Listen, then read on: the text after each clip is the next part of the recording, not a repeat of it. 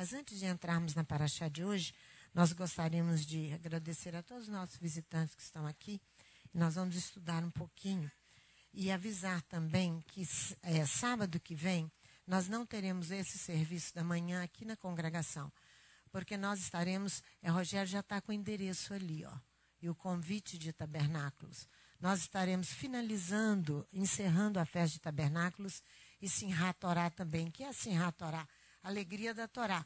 Mas lá no Espaço Vitória, ao lado do CIAS, da Unimed ali. Então, ali nós estaremos às 19 horas, 19 horas ali, celebrando, encerrando tabernáculos com muita alegria, com muita festa mesmo, e fazendo todo o serviço ali. Então, hoje, segunda-feira, é o primeiro dia de tabernáculos. No próximo sábado, nós estamos encerrando tabernáculos. Nós precisamos que você não esqueça de montar o seu molho de Sukkot. O molho, nós estaremos encerrando tabernáculos quarta-feira, porque nós não teremos o serviço do sábado. Toda quarta-feira nós temos aqui às 19h30 o estudo da Paraxá. Então você pode vir que nós estaremos encerrando o último ensino da Paraxá do ano e nós estaremos, está liberado para os homens, o material estará aqui para a montagem do seu molho. Então venha, monte para você e monte para o seu amigo que você vai levar. Quem você puder levar, você leve para a grande assembleia que nós estaremos reunidos ali no Espaço Vitória, ao lado do CIAS, né? Então você leve também, além do seu molho, os homens. Os homens levem o seu molho de Sukkot, que é o símbolo de Sukkot. Ali, ele está ali no cantinho, ó. Com as 4 espécies, leva o seu talite e leva o seu kippá e a sua Bíblia. Nós temos um serviço completo de Sukkot lá no Espaço Vitória, no dia 6, às 19 horas. Mas o quê? Então, acho que tudo isso aí, vocês não vão esquecer os talites, nem os kippás, nem o seu molho e nem as suas esposas de levarem suas Bíblias também. Acho que é isso que nós queremos falar. Falta alguma coisa? Falta a oferta de Sukkot. Não vai esquecer também da oferta. 3 vezes no ano, diz Deuteronômio, capítulo 16, se apresentará diante do Eterno com a tua oferta. Então, não deixe de levar a sua oferta para tabernáculos. Estaremos ali juntos, celebrando e cumprindo os mandamentos de Deus, que é ofertando 3 vezes no ano a Ele, não é? Páscoa, Pentecostes e tabernáculos. E assim estaremos encerrando esse ciclo e já começando o outro com novos estudos da Torá e novas paraxás. São 54 porções anuais. Quarta-feira temos a 54ª porção, encerrando assim a paraxá do ano 5.707.2, que nós... porque estamos entrando 7.3. Exatamente. Então, vamos lá? Deuteronômio capítulo 32 é a nossa paraxá de hoje. Deuteronômio, já está aqui. Deuteronômio capítulo 32. Olha, se vocês não entenderam os avisos, telefonem para cá, perguntem ao Rogério, pergunte à Ritona, pergunte para mim, pergunte para nós, que nós estaremos repetindo. Leve o seu vizinho, o seu amigo, não fique em casa no dia 6. Troque qualquer compromisso que você tenha. Eu vou te dizer que você vai ser muito abençoado. Troque qualquer compromisso, só de morte que você não pode trocar. Se tiver que enterrar seu pai, sua mãe, o seu vizinho, alguém bem próximo, aí você está liberado, não é verdade? Deuteronômio capítulo 32.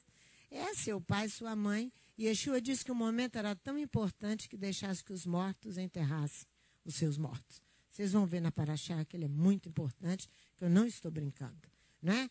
Deuteronômio capítulo 32, versículo 1. Inclinai os ouvidos aos céus, diz a nossa tradução, e eu falarei. E a terra ouça as palavras da minha boca.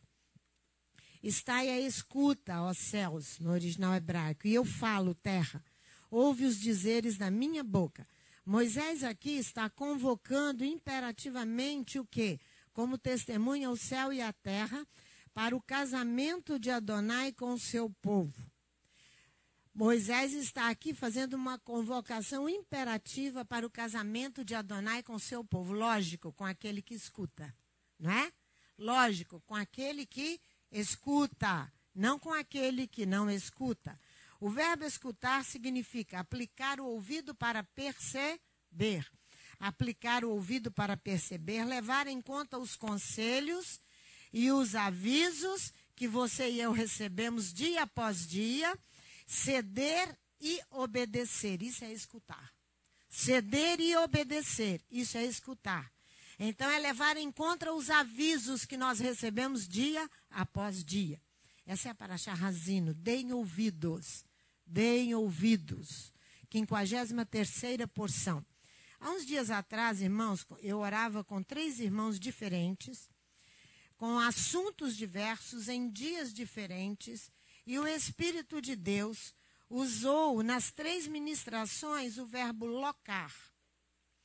E eu fiquei implicada, Chiquinho, 3 vezes o verbo locar. Há uma urgência, eu imaginei. Então, uma urgência para mim, para o meu irmão que estava sendo ministrado, há uma urgência para nós. O que significa o verbo locar? O primeiro significado dele é arrendar, alugar alguma coisa. Esse é o primeiro significado do verbo locar. Mas, qual é essa tripla repetição? Produz em mim, deve produzir em mim e em você, deve. Essa tripla repetição. Será por que o Eterno está repetindo o verbo locar para 3 vezes? Será por quê? Porque ele deseja realçar seu pensamento, sua lição, sua intenção para seus filhos. Olha o que eu falei. Ele deseja realçar o seu pensamento, as suas intenções. O que o profeta diz? Nada o Eterno fará sem antes avisar os seus escolhidos, seus filhos. Nada ele fará. Isso é a promessa do profeta. Então, ele quer realçar a intenção e o pensamento do coração dele. Os comentaristas bíblicos dizem que no hebraísmo a expressão escutar emprega-se para família e não para estranhos. O verbo escutar emprega para família e não para estranhos. O segundo significado do verbo locar, o mais difícil é locar postos de escuta. Presta atenção. O segundo significado muito difícil é locar postos de escuta, ou seja, o mais difícil é colocar-se e estar disposto a escutar. E assentar-se em determinado local para escutar quem? O Eterno. O mais difícil da condição do verbo locar. Mais difícil. Olha aqui para você ver em Deuteronômio 32, do versículo 2 ao 4. Do versículo, pode ficar apenas no 2. Goteja a minha doutrina como a chuva, destile o meu dito como orvalho, como chuvisco sobre a erva e como gotas de água sobre a relva. No original, minha lição goteja como aguaceiro. Meu dizer é o que ele está falando, é como orvalho, é líquido como orvalho. É como tempestade sobre a relva e como borrasca sobre a erva. Então, nós temos 4 precipitações. Toda precipitação do homem, precipitação é o quê? É aquilo que, a precipitação humana é quase sempre aquilo que nós fazemos afobadamente. Então, ser precipitado na Bíblia não é uma coisa muito boa. Não é. Essa precipitação é humana. Aqui nós temos 4 precipitações divinas. Ele pode precipitar-se. É vir de cima para baixo. Então, a primeira precipitação aqui, nessas 4 precipitações de Adonai, o resultado da precipitação é que ela vem com extrema velocidade, sem te dar tempo de reagir. Extrema velocidade. Grande pressa que as coisas acontecem de cima para baixo, atirando violentamente sobre ou contra. Presta atenção. Atirando violentamente sobre ou contra alguém. O mais difícil é o quê? Locar postos de escuta. Então, essa primeira precipitação, aguaceiro, a imagem do aguaceiro é esta Torá escrita. A primeira imagem do aguaceiro é esta aqui escrita. Quando aguaceiros caem sobre a terra fértil, o que vai acontecer? Vai fecundar a semente. E como faz a Torá de Adonai em nós? Vamos ver isso em Isaías 55. Como faz a Torá de Adonai em nós. Isaías capítulo 55, verso 10 e 11. Nós vamos ler juntos. Você conhece demais esse texto, eu e você. Versículo 10 e versículo 11. Esse é o aguaceiro. Minha lição goteja como aguaceiro. Temos que locar postos para poder ouvir. Assim como desce a chuva e a neve dos céus, para lá não torna, mas rega a terra e a faz produzir e brotar, dar semente ao semeador e pão ao que come, assim será a palavra que sair da minha boca. Ela não voltará para mim vazia, mas fará o que me apraz e prosperará naquilo que a enviei. O que ele fez? Ele precipitou-se com um aguaceiro sobre nós. Rapidamente, para que eu e você nos coloquemos em postos de escuta para obedecermos. O aguaceiro é uma precipitação óbvia. Ou seja, ela não exige muito esclarecimento. Ela está toda escrita, de Gênesis a Apocalipse. Então, você tem um aguaceiro na sua mão. A segunda precipitação é o orvalho. A segunda precipitação que você tem nas suas mãos é o orvalho.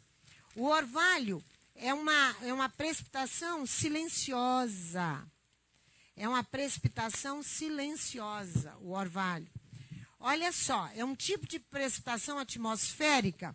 Ele, aqui na nossa tradução diz assim, ó, meu dizer é líquido como orvalho. Ó, destile o meu dito como orvalho, na nossa tradução, né? É um tipo de precipitação atmosférica em que o vapor de água se condensa e se deposita durante a noite. Pela manhã, sob a forma de gotículas, ele é lindo, muito fina, não é? Sobre a vegetação e sobre certos corpos que estão ao ar livre. Então, o orvalho é algo aparentemente menor em relação ao aguaceiro, não é? Mas o orvalho vem na estação seca. E ele conserva a vegetação, do contrário, ela se queimaria. O orvalho te conserva e me conserva no período de seca, porque senão nós nos queimaríamos. O orvalho, a sua imagem é da Torá que está na minha boca, no seu coração, na minha boca. É a palavra que você e eu fixamos lá quando estamos lá pequenos. Lá em cima, naquela escola lá, ó, que as crianças estão ali, e quando você fica em casa e deixa de trazer o seu filho, amei o Jailson aqui à frente falando, pedindo perdão pelos seus pecados, que ele quer criar o Antônio, ensinando isso aí, esse método sistemático que eles estão recebendo aqui, é a Torá na boca, é o orvalho, que vai regular e manter a sua e a minha vida dia após dia. É aquilo que você aprende. Escondi a tua palavra no meu coração para eu não pecar contra ti. Quando você está em apuros, em momento de sequidão lá fora, o que vem à sua mente? O orvalho. O orvalho. Essa precipitação dos céus. A terceira precipitação é a tempestade sobre a relva. A tempestade sobre a relva. O que são essas tempestades? Aqui na nossa tradução é pobre. Não fala para nós com muita clareza. São aguaceiros súbitos, trazidos por um vento violento, de curta duração. Trata-se aqui de um aspecto da revelação. Águas tempestuosas descendo do céu, simbolizando que as calamidades, os sofrimentos súbitos que nós passamos, que somos acometidos, eles causam tumultos nos nossos sentimentos. Isso que somos acometidos, não é?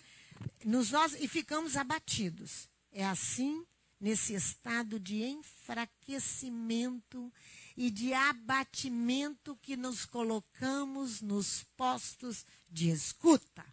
Você não para e nem eu paro para ouvir Elohim. Senta aqui, deixa celular tocar, fica olhando Bíblia como é que é? Em celular, nesses outros aparelhos. Para com isso, irmãos. Você desliga quando entra aqui, porque você não está em posto de escuta nenhuma. Você não conhece posto de locar coisa nenhuma. Sua cabeça está lá fora. Menos num posto de escuta. Precisa esperar que venha aguaceiro sobre nós, tempestade sobre nós, para te enfraquecer e te colocar lá embaixo. Ele faz isso, porque ele ama os filhos. Ele ama os filhos, por isso que ele faz isso. Para que eu e você venhamos a ceder e a nos colocar em postos de escuta para obedecermos. É uma penetração da Torá tão intensa. Quando eu e você somos abatidos por ele, por isso que eu peço os abatimentos dele. Eu peço para que ele venha convencer-nos. Ele venha nos convencer. Essa é uma interpretação alegórica, que você está vendo por um quadro. Você vai aprender através de a interpretação alegórica. Foi altamente rejeitada no período da Reforma. Altamente rejeitada. Porque nós não sabemos fazer nenhuma interpretação alegórica. Esses ensinos de púlpito que vocês ouvem aí, contando filosofia para vocês e contando história de carrochinha, e fica todo mundo sentado prestando bastante atenção e sai de lá rindo. Nós não temos condições nenhuma de fazer interpretação alegórica. Não temos. Trazer a alegoria para o púlpito, eu tenho que trazer para o púlpito o exemplo bíblico. Porque eu não tenho condições de fazer como Yeshua fez. Interpretação alegórica, eu não tenho, não sou ele. Eu corro o risco de errar o tempo inteiro. Por isso nós temos que lavrar, trabalhar. Não pela comida que perece, mas pela comida que há de nos dar a vida eterna. É isso que ele está nos falando. Porque nós queremos varar onde? Nós queremos chegar onde? Ouvindo dia após dia. E não tomamos posição. Quando nós fazemos assim, nós tentamos a Deus. Não leve a tua queixa aos homens. Leve a tua queixa a Ele. Que te escuta. E que vai te apresentar os recursos dEle. Para que eu e você sejamos sarados. Não se torne inibido com o Eterno. Mas faz o que Ele te manda. Então, o que está acontecendo aqui? Nós temos a última precipitação, que é a borrasca. Olha aqui, ó. Para dobrar, são chuvas que vêm dobrar a erva. Você sabe quem é a erva, né? Você sabe quem é, né? Somos nós, né? Como borrasca sobre a erva. Então, essa precipitação é um temporal com ventania violenta e de pouca duração, que faz curvar a cerviz do homem. Você já olhou um campo de trigo? Você já olhou um campo de uma plantação? Quando vem um vento violento, ele se dobra inteiro. Isso ali é a borrasca. Um temporal rápido, de pouca duração, que vai dobrar a erva. Ela simboliza as ocorrências súbitas, acompanhadas de grandes contrariedades e desgostos. Tem o sentido místico, fala daquilo que é divino e daquilo que é espiritual. Assim nós podemos dizer, olha aí no versículo 3 e 4, depois de todas essas precipitações, no capítulo 32 de Deuteronômio. Apregoarei o nome do Eterno. Olha só, no original diz assim, sim, o nome de Adonai eu clamo, eu o clamo. Oferecerei a grandeza a nosso Elohim. Olha aqui, ó. Apregoarei o nome do Eterno, versículo 3, de Deuteronômio 32. Engrandecei o nosso Elohim. Ele diz, sim, o nome de Adonai eu o clamo. Por quê? Depois de 4 precipitações. Qual dela que nós estamos incluídos? Em qual dela que nós estamos incluídos? Aí ele diz, a rocha, sua obra é integral. Ele é a rocha, cuja obra é perfeita e todos os seus caminhos são justiça. Elohim é a verdade, não há nele injustiça. Ele é justo e reto. Correto é ele. Ele é o el da adesão, que você tem que colar nele, como a casca cola a árvore. É isso. Da adesão. E sim, todas as suas estradas são justiça. Assim nós podemos dizer amém, amém, amém. Eu escutei. Eu coloquei em prática o conselho divino. Terceiro significado do verbo locar. Marcar com estaca o eixo de uma estrada. Primeiro significado é alugar, ou aluguel, ou então, qual foi o outro? Não, aluguel. O primeiro significado de locar é arrendamento e aluguel. O segundo significado é colocar-se nos postos de escuta. O terceiro agora é demarcar o eixo de uma estrada. A sua estrada. Que estrada que você tomou? Demarcar o eixo da estrada. É isso aí. Então, você já sabe aqui marcar com estaca o eixo de uma estrada. O eixo é a linha que vai passar no centro da sua estrada, né? A direção geral da sua e da minha vida. É isso aí. Tem um ditado popular, bota a tua vida no eixo. Quando você está muito atrapalhado, já ouviu isso? Ou seja, regula o andamento da sua vida, porque ela está fora da Torá e de Yeshua, a Mashiach, que é a própria Torá. Não é verdade? Ela está fora disso aí, então regula a tua vida, demarca a tua vida com estacas. Vamos ver o exemplo de um homem chamado Saul, que no capítulo 9 de 1 Samuel, quando Saul ali recebeu, como você recebe, toda a bênção da parte de Deus para ser uma bênção, mas você não demarcou a sua estrada com estacas. Não demarcou a sua estrada com estacas. Não tem o eixo da sua estrada. Você não tem. Você presta atenção em mim, eu te peço em nome de Jesus. Olha só, vamos ler aqui o que diz. Havia um homem de Benjamim, versículo 1, cujo nome era Quis, filho de Abiel, filho de Zeror, filho de Becorate, filho de Afia, benjamita, homem forte e valoroso. 1 Samuel 9, versículo 2. Ele tinha um filho chamado Saul, jovem e tão belo, que entre os filhos de Israel não havia outro homem mais belo do que ele. Desde os ombros para cima sobressaía em altura todo o povo. Ora, perderam-se as jumentas de Quis, pai de Saul, e disse Quis a Saul, seu filho: toma contigo um dos moços, levanta-te e vai procurar as jumentas. Passaram pela região montanhosa de Efraim, como também pela terra de Salissa, mas não acharam. Depois passaram pela terra de Saalim, porém tampouco estavam ali. Então passaram pela terra de Benjamim, todavia não as acharam. Quando vieram à terra de Zuf, disse Saul ao moço que ia com ele: vem e voltemos, para que não suceda que meu pai deixe de inquietar-se pelas jumentas e se aflija por causa dos moços, por causa de nós. Porém o moço respondeu: nesta cidade há um homem de Elohims. Ele é honrado e tudo o que diz sucede infalivelmente. Vamos até lá agora? Talvez nos mostrará o caminho que devemos seguir.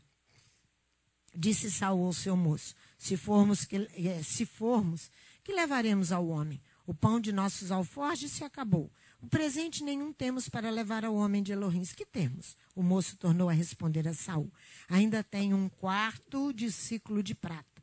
Eu o darei ao homem de Elohims para que nos mostre o caminho. Verso 10. Disse Saul ao moço: dizes bem. Vem, vamos. E foram-se à cidade onde estava o homem de Elohims. Subindo eles pela encosta da cidade, encontraram umas moças que saíram a tirar água e lhes perguntaram: eis aqui o vidente? Está aqui o vidente? Responderam elas: sim. Ali vai ele adiante de ti, apressa-te. Ele veio à cidade hoje, porque o povo tem sacrifício no alto. Entrando na cidade, logo o achareis, antes que suba ao alto para comer. O povo não comerá até que ele venha, porque ele é o que abençoa o sacrifício, Depois os convidados comem. Subi agora, hoje o achareis. Subiram à cidade, ao entrarem, Samuel lhe saiu ao encontro para subir ao alto. Ora, o Eterno revelara isto aos ouvidos de Samuel, um dia antes de Saul chegar, dizendo: amanhã, a estas horas, te enviarei um homem da terra de Benjamim, o qual ungirás por príncipe sobre o meu povo de Israel. Ele livrará o meu povo da mão dos filisteus. Olhei para o meu povo, pois o seu clamor chegou a mim. Quando Samuel viu a Saul, o Eterno lhe disse: este é o homem de quem te falei. Este dominará sobre o meu povo. Saul se lhe chegou a Samuel no meio da porta e pediu: mostra-me, por favor, onde é a casa do vidente? Respondeu Samuel a Saul: eu sou o vidente. Sobe diante de mim ao alto, pois hoje comerás comigo. Pela manhã te despedirei, e tudo que está no teu coração te declararei. Quanto às jumentas que há 3 dias se te perderam, não te preocupes com elas, já foram achadas. Mas para quem é tudo o que é desejável em Israel, não é para ti e para toda a casa do teu pai? Olha quanto mel Saul tinha direito a comer. Saul tinha direito a comer. Olha bem. Mas para quem é tudo o que é desejável em Israel, não é para ti e para toda a casa de teu pai? Respondeu Saul: mas não sou eu, filho de Benjamim, da menor das tribos de Israel, e a minha família a menor de todas as famílias da tribo de Benjamim? Por que me dizes tal coisa? A porção física, ali você viu. Agora, no capítulo 10, veja a porção espiritual que esse homem vai receber. Saul. Olha aqui, a porção espiritual. Capítulo 10, versículo 1. Então tomou Samuel um vaso de azeite, derramou sobre a cabeça de Saul e o beijou e disse: não te ungiu o Eterno por príncipe sobre a sua herança? Quando te apartares hoje de mim, acharás 2 homens junto ao sepulcro de Raquel, no território de Benjamim, em Zelza, os quais te dirão: acharam-se as jumentas que foste procurar. E agora o teu pai já deixou de pensar no negócio das jumentas e anda aflito por causa de ti, dizendo: que farei eu por meu filho? Então passarás dali adiante até chegares ao carvalho de Tabor. Ali te encontrarão 3 homens que vão subindo a Elohim, a Betel. Um estará levando 3 cabritos, outros 3 bolos de pão e outro um odre de vinho. Eles te saudarão, te darão 2 pães, os quais receberás da sua mão. Então chegarás ao outeiro de Elohim, onde está a guarnição dos filisteus. Entrando na cidade, encontrarás um grupo de profetas que descem do alto, procedidos de saltérios, tambores, flautas e harpas, e eles estarão profetizando. O Espírito do Eterno se apoderará de ti, e profetizarás com eles, e serás transformado em outro homem. Quando estes sinais te vierem, faz o que te achar a tua mão para fazer, porque Elohim é contigo.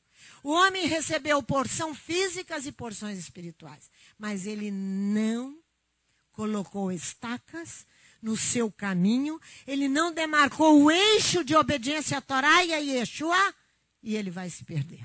Ele vai perder tudo que ele recebeu. Assim é você. Não diga que você não recebeu, porque Deus, o nosso Deus, tem te dado dia após dia. Quem não quer demarcar o caminho é você, com a sua incredulidade, feito Saul, com a sua desobediência à Torá e com a sua desobediência a Yeshua HaMashiach, que incorpora a própria Torá. É isso aí. O que acontece com ele? Ele não locou a sua vida. Ou seja, ele não marcou com estaca o eixo da sua estrada. Não locou. Olha para você ver, passa as páginas aqui. Vai no capítulo 15 de 1 Samuel. Vai no capítulo 15.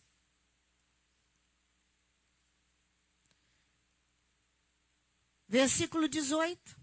Não vamos ler tudo, não. Enviou-te o Eterno a este caminho e disse: vai e destrói totalmente a esses pecadores, os amalequitas, e peleja contra eles até que sejam aniquilados. Por que não destes ouvidos, não escutou a voz do Eterno? Antes te lançastes ao despojo e fizeste o que era mal aos olhos do Eterno. Porque a Torá lá em Êxodo capítulo 17, a Torá, diz que Amaleque, que Elohim faria guerra com Amaleque de geração em geração. Deuteronômio diz, no capítulo 25, versículo 17 a 19, que Amaleque foi por trás de Israel e feriu aos pequenos, aos fracos. Destrua Amaleque. Olha o que o homem faz. Perdeu tudo. Assim somos nós. Uma desobediência nossa, uma incredulidade na altura dos acontecimentos é perda total. Olha aqui, ó. Disse Saul a Samuel, pelo contrário, eu dei ouvidos à voz do Eterno, versículo 20. Caminhei no caminho pelo qual o Eterno me enviou. Trouxe Agag, rei de Amaleque, os amalequitas, destruí totalmente. Os soldados tomaram do despojo ovelhas e bois, o melhor do destinado à destruição para oferecer ao Eterno teu Elohim em Gilgal. Porém Samuel respondeu, tem o Eterno tanto prazer em holocausto e sacrifício, como que se obedeça a sua palavra. Escute, coloque-se em postos de escuta e saiba que oração espiritualmente.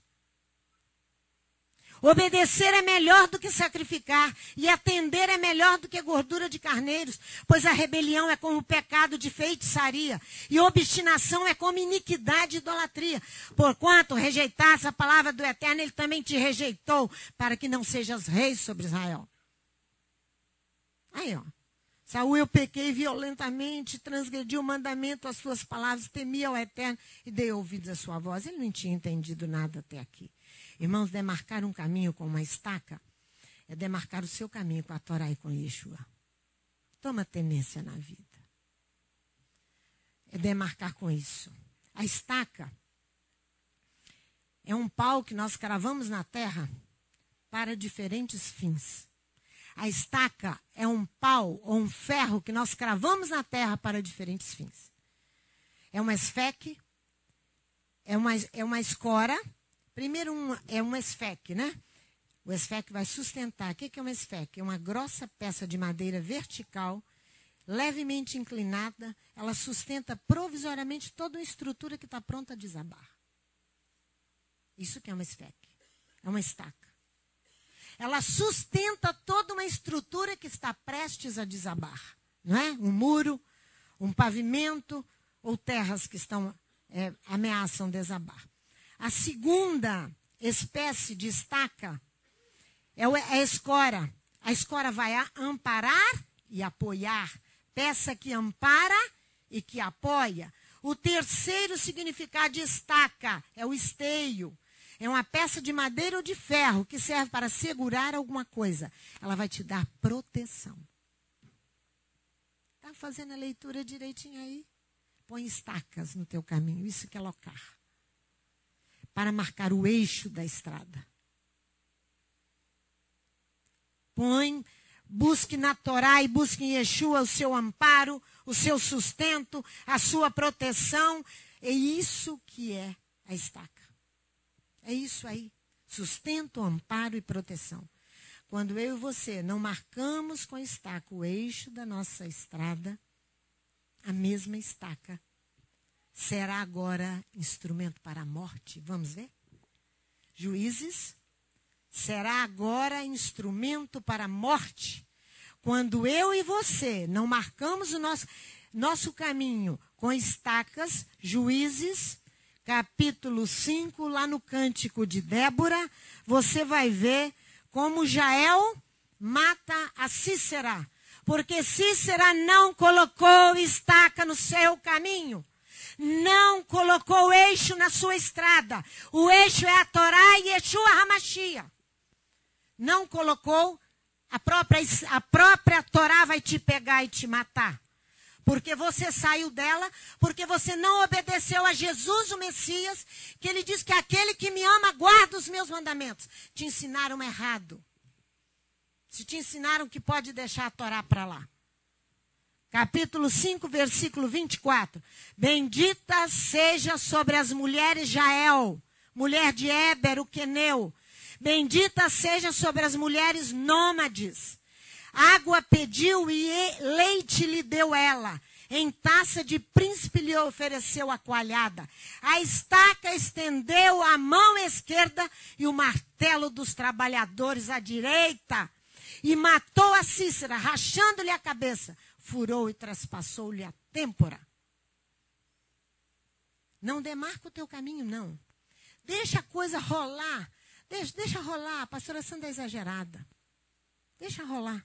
Deixa rolar, não. Senão a própria estaca vai matar você.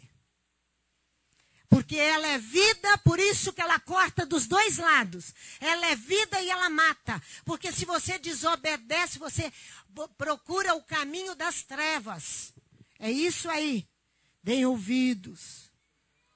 Raze nu, deem ouvidos.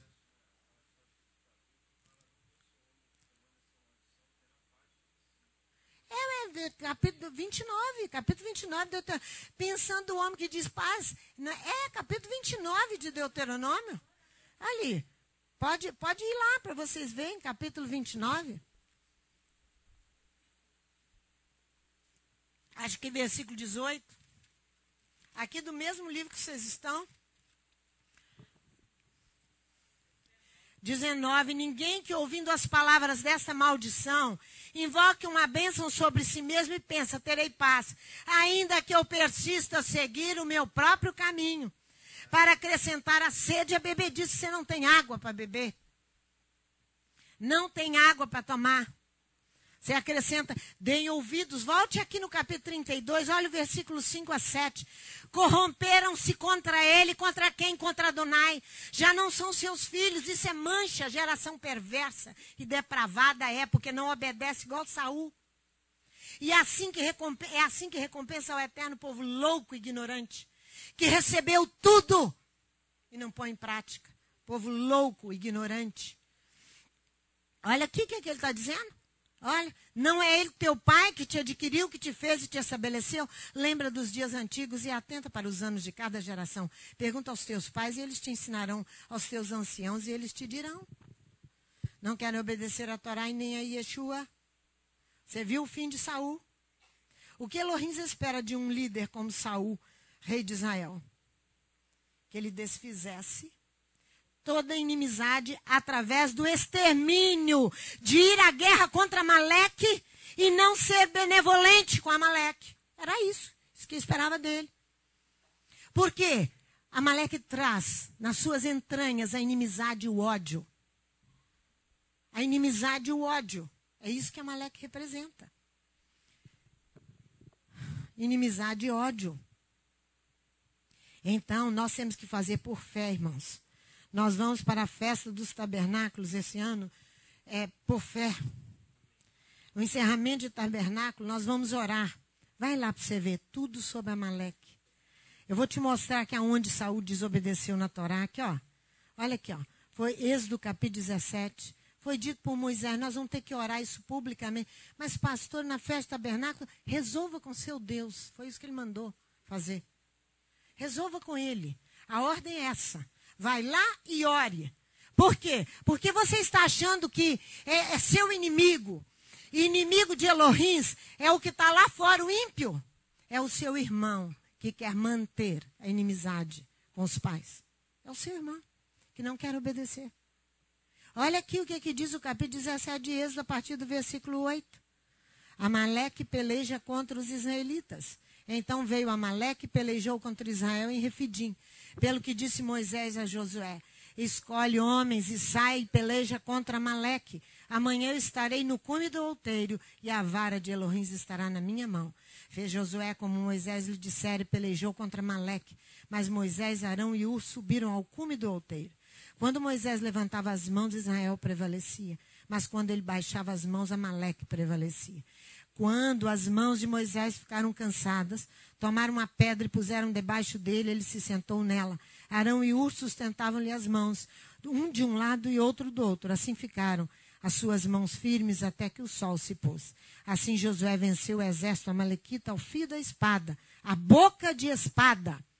Então disse o Eterno a Moisés, escreve isto para memória num livro. Repete-o a Josué, porque riscarei totalmente a memória de Amaleque de debaixo dos céus. Edificou Moisés um altar e lhe chamou, o Eterno é a minha bandeira. Disse ele, pois mãos foram levantadas ao trono do Eterno. O Eterno fará guerra contra Amaleque de geração em geração. Vai em Deuteronômio no capítulo 25. Você quer falar aqui? Fala aqui.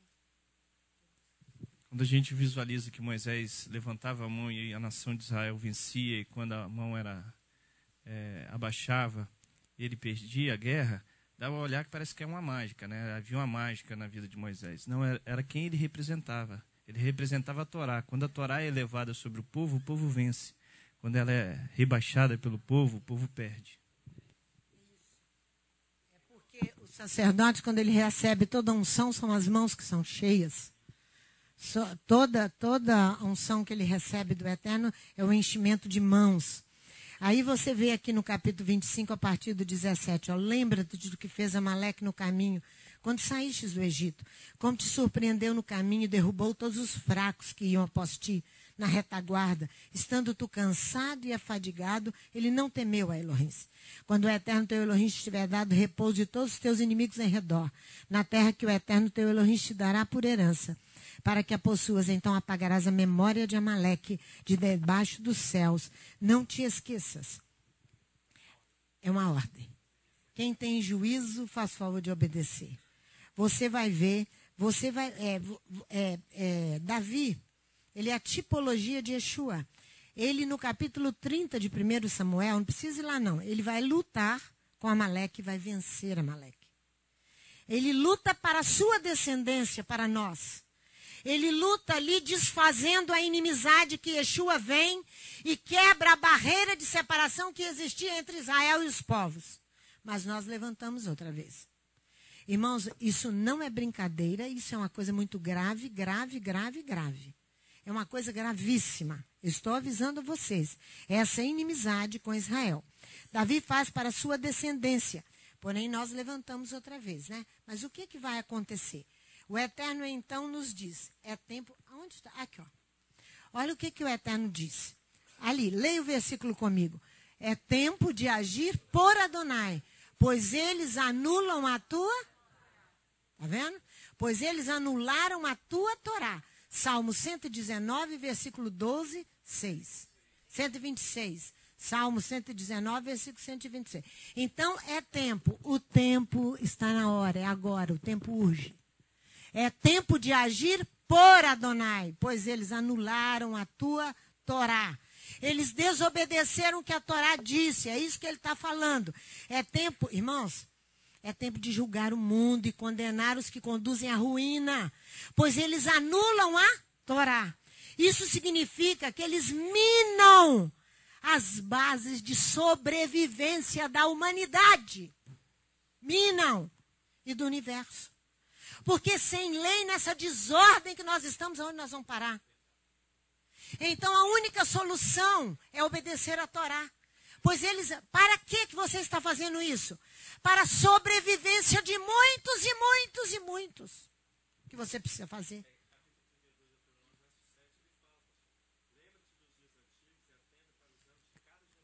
Exatamente. A urgência de agir em favor de Elohim, irmãos, revela-se nesse tempo em que a ordem é negada. A ordem tem sido negada à humanidade. É só desordem que nós ouvimos. O que vocês estão pensando para os filhos de vocês? A ordem é negada. E toda a vida corre risco de ser destruída. Porque você acha que sangue sendo derramado, Elohim vai ficar calado. Ele não vai agir. Você acha que ele está dormindo? Você acha que você vai ter que acordá-lo? É isso aí? Ele vai agir. Ele vai agir, ele vai destruir. Então é bom que obedeça. Fala, Roberto. Uhum.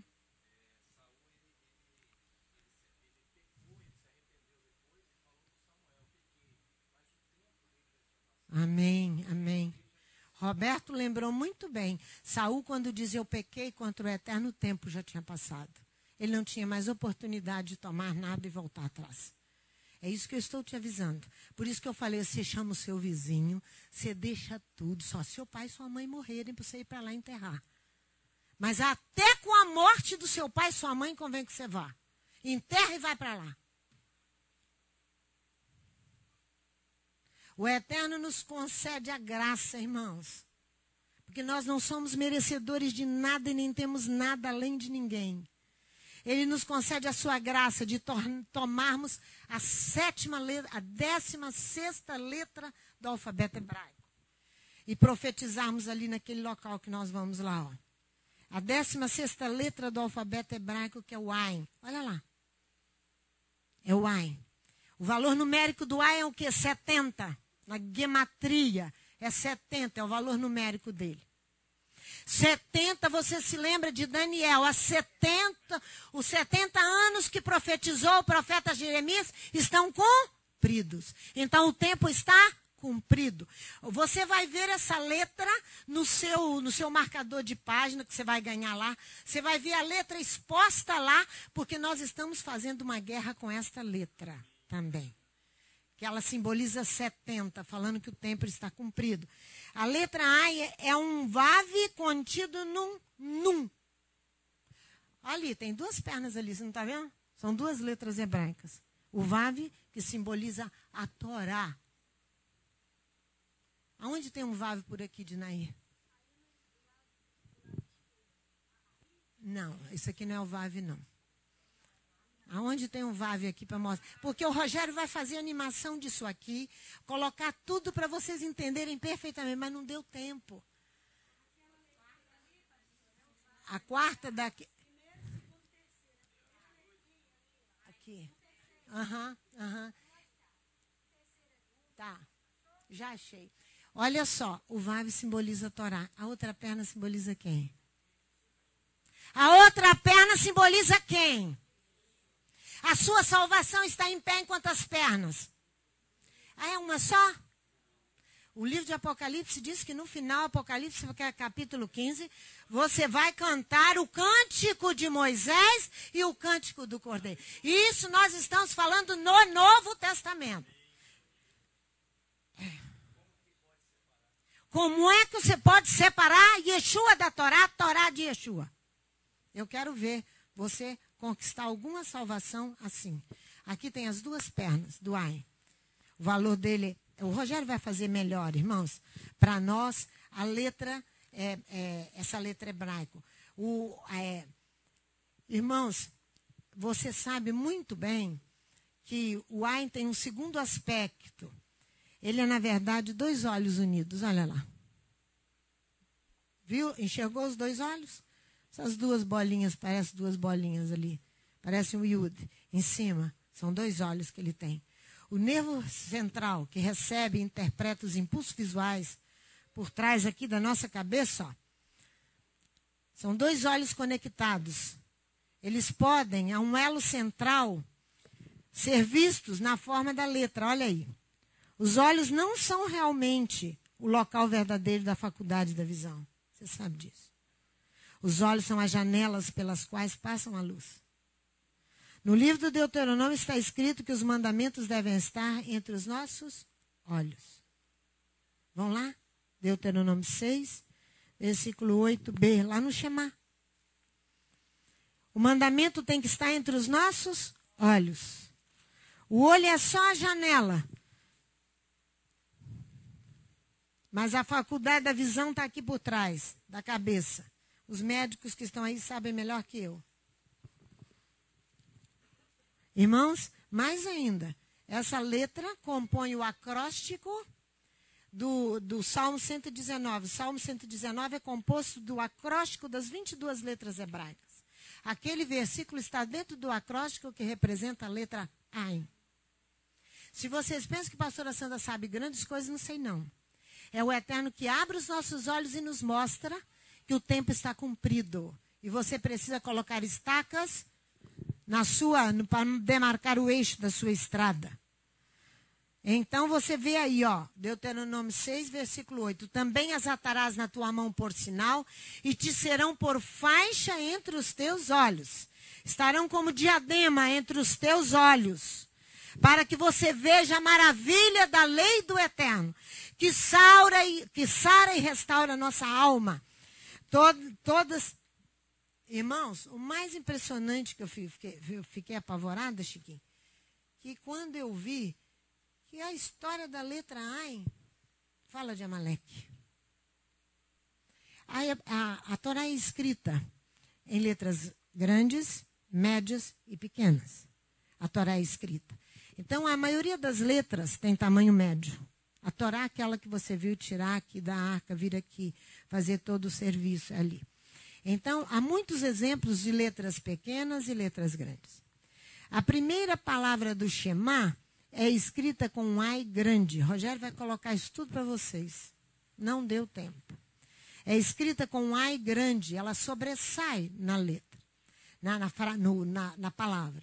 O ai grande é, verdade, o antídoto contra o ai da palavra floresta, que está no Salmo 80, no versículo 13. O javali da floresta a consome. Então, a palavra floresta contém também o ai, mas só que em letra pequena. O Shema contém o ai em letra maior. Nós vamos ter letras lá no local, de 60 centímetros de altura, o ai. 60 centímetros de altura, espalhados lá no local. Então, o ai é o javali da floresta a consome, o salmista diz. O javali é um animal impuro, irmãos, que traz o ai menor. Ele simboliza os inimigos de Israel. Você já sabe agora. O ai da palavra floresta está ligeiramente suspenso sobre o restante das outras letras. O justo, ao cumprir a vontade de Adonai, obedecendo os seus mandamentos, ele é levado como o ai do Shema, simbolizando o rio de águas correntes. Já entenderam, né? Águas correntes, a palavra que corre dentro do seu interior e do seu ser. É isso. O ai ligeiramente suspenso simboliza o javali. Numa floresta, o javali é perigoso, não é? Ele pode atacar e ferir gravemente uma pessoa. Porém, o javali no rio, ele não pode nadar e não faz nada. Então, se encha da palavra do Senhor para você enfrentar os javalis da floresta. Porque ele vai nadar no rio, ele não sabe nadar, ele vai morrer. O javali, é isso aí. O poder da Torá, irmãos. Então, o javali torna-se o quê? Inofensivo dentro do rio. Mas se você estiver cheio da palavra. O poder da Torá, no entanto, é que com ela nós podemos partir em dois, o javali da floresta. A cobra, os símbolos das forças do mal. O ai menor representa o ai da palavra Esaú. O ai menor representa o ai da palavra Esaú e seus descendentes, a nação de Amaleque. A nação de Amaleque. Amaleque que tenta todo o tempo nos destruir, esfriando em nós a busca apaixonada pelo eterno. É isso que ele faz. Pela palavra divina. Por isso que ele derruba os fracos por trás, ó. Porque o que ele faz também é esfriar o seu e meu coração. Pastora Sandra é exagerada, não precisa disso não, que nada. Não vai acontecer nada. Você não precisa guardar a Torá, coisa nenhuma. Você recebeu Jesus como Senhor e seu Salvador. Você está livre de tudo. Vai nessa. Vai. Você vai ser apanhado pelo javali. E eu peço que seja mesmo. Em hebraico, a palavra traduzida aqui como atingir. Atingiu os mais fracos por trás, significa, na verdade, esfriar. A nação Amaleque nos influencia a má inclinação. É aquela que nos diz, não precisa fazer nenhuma techuvá, não. Não precisa se arrepender de nada, não. Eu vou te levar em Apocalipse, capítulo 3. Porque você não é frio nem quente. Eu vomitar-me-ei da minha boca. Vou vomitar você. É isso que o Espírito diz. Eu não estou te dizendo nada na Torá, não. Estou te dizendo no Novo Testamento. Vai lá. Apocalipse, capítulo 3. Você quer ficar frio? Com a frieza que Amaleque te produz? E vai continuar assim? Amaleque são todos esses que abrem a boca e dizem, não precisa guardar Shabat. O seu pastor, estou falando pela internet para que eles saibam. O seu pastor que está dizendo para você, não precisa guardar Shabat. Não precisa celebrar as festas bíblicas. Ele é um com Amaleque. Ele odeia os pais. Saiba disso. Vai lá e confronte o teu pastor. Ele mantém a inimizade com Israel, com os pais. De onde? Nós, quando somos inimigos, somos ingratos. Porque tudo que nós temos, nós recebemos dele. Inclusive o nosso Salvador, Yeshua HaMashiach, que é a própria Torá. Olha aqui. Verso 14, ao anjo da igreja de Laodiceia escreve, isso diz o Amém, a testemunha fiel e verdadeira, o princípio da criação de Elohim. Conheça as tuas obras, que nem és frio, nem é quente. Quem dera fosses frio ou quente. Assim, porque és morno, não és frio nem quente, eu vomitar-me-ei da minha boca. Dizes, rico sou, estou enriquecido, nada tenho falta. Mas não sabes que és um coitado. És um miserável, um pobre, um cego e um nu. Eu aconselho que de mim compres ouro refinado do fogo, para que te enriqueças, e vestes brancas para que te vistas, e não seja manifesta a vergonha da tua nudez, e colírio para ungires os teus olhos, porque se você não está conseguindo enxergar e fazer a leitura correta, Elohim está te olhando através do símbolo dessa letra aí, ó. Eis que estou à porta e bato. Olha o arrependimento. Eu repreendo e castigo a todos quanto amo. Portanto, seja zeloso e arrepende-te. Ainda há tempo de arrependimento e de fazer uma techuvá. Techuvá é arrependimento, ainda há tempo. Eis que eu estou à porta e bato. Se alguém ouvir a minha voz e abrir a porta, eu entrarei e serei com ele. Tanto Esaú como seu irmão Jacó conheceram a Torá, irmãos. Tanto Esaú como Jacó conheciam a Torá. Porém, a descendência de Esaú, que é Amaleque, diz, não dá para que isso? Não leve a Torá a sério. Para que isso? Não é tão importante. Irmãos, seja assim, tenha respeito por você mesmo. Quando você assumir um compromisso com Yeshua, eu e você, que carrega com ele a Torá, ele é a própria Torá, nós podemos transformar o Ain de Esaú, que é pequeno, de Amaleque, que é a inimizade, que é a indiferença à palavra do Eterno, que é o desprezo para com as questões espirituais e para com os pais espirituais, os judeus. Por favor, troque pelo Ain do Shema, que é bem maior.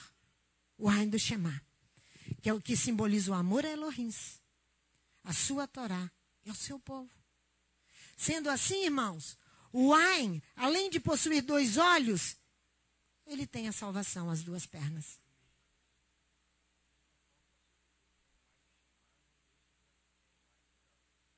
Aí, ó, fala, meu filho. Da mesma forma, aquele que tem o Ai do Shema, que não deixa que ele passe a ter o Ai de Esaú. Exatamente. Que ele não assimile o Ai de Esaú. Irmão, vocês estão achando que as coisas vão ficar assim? Vocês estão achando? Acho bom vocês lerem revista Veja, revista Época, vocês acompanharem alguma coisa que se dá na televisão, para vocês verem como é que está o nosso Brasilzão. Vocês vão ver sobre a questão de tomadas de estrangeiros, de islâmicos, no sul do país, a programação qual é. A revista Veja traz isso aí, claro, não estou falando nada escondido. Revista Veja do dia 5 de dezembro, de setembro. Ela fala claramente como eles têm tomado o Ocidente, preparando-se para atacar os Estados Unidos, porque acha que Israel vai ficar sem perna, sem os Estados Unidos. Israel pertence ao Eterno. O Eterno é muito maior que qualquer nação na face da terra. Eles são simplórios, não é? E aí Yeshua vem. Uma perna do Ai é Yeshua. A outra é a Torá. A salvação vem. Ela está conosco. É Yeshua. Não é verdade? Então, nós vamos cantar os cânticos. Vamos voltar lá em Deuteronômio 40 para nós encerrarmos, que as crianças já estão ali todas agitadas. Deuteronômio 32. Desculpe-me, Chiquinho. Versículo 40 ao versículo 47, para encerrar. Olha só, olha que coisa linda. Por isso que eu falei, agora você entendeu quando eu disse, deixa tudo e vai. Tá? Numa grande assembleia, levanto a mão aos céus e eu juro por minha vida eterna. Se eu afiar a minha espada reluzente, a nossa paraxá, e a minha mão travar do juízo, eu tomarei vingança contra os meus inimigos. e retribuirei aos que me odeiam, que odeiam o povo dele, a todo aquele que clama pelo nome de Yeshua e obedece os mandamentos do Eterno. Embeberei as minhas setas de sangue, e a minha espada se fartará de carne, o sangue dos mortos e dos cativos e as cabeças dos chefes dos inimigos. Regozijai-vos, ó nações, com o seu povo, pois o Eterno vingará o sangue dos seus servos, tomará vingança contra os seus inimigos e purificará a sua terra e o seu povo. Acompanhado de Josué, filho de Num, Moisés veio e proferiu todas as palavras deste cântico aos ouvidos do povo. Acabando Moisés de falar todas essas palavras a todo Israel, disse-lhes: aplicai o vosso coração, põe estacas na sua estrada, a todas as palavras que hoje vos proclamo, ensinai-as aos vossos filhos, olha os pais, para que tenham cuidado de cumprir todas as palavras desta lei. Ela não é para vós uma palavra vã, antes é a vossa vida. Cumprindo-a, prolongareis os dias na terra, que passando o Jordão, ides a possuir. Pai, em nome de Yeshua, nós te agradecemos por esta manhã, nós te agradecemos por tudo que tu tens nos mostrado. Agora capacita-nos a nos humilhar. Ali dia 6 de outubro, ali no Espaço Vitória, quando nós estaremos reunidos numa grande assembleia, para ali estarmos fazendo como o Eterno propôs no seu coração, estabelecendo o eterno tempo cumprido através da letra Ain, 70 que ela simboliza. Que o Eterno tenha misericórdia de nós e nos ajude a fazermos por fé, não confiando em nós mesmos, mas confiando na tua grande misericórdia. É o que nós te pedimos, em nome de Yeshua.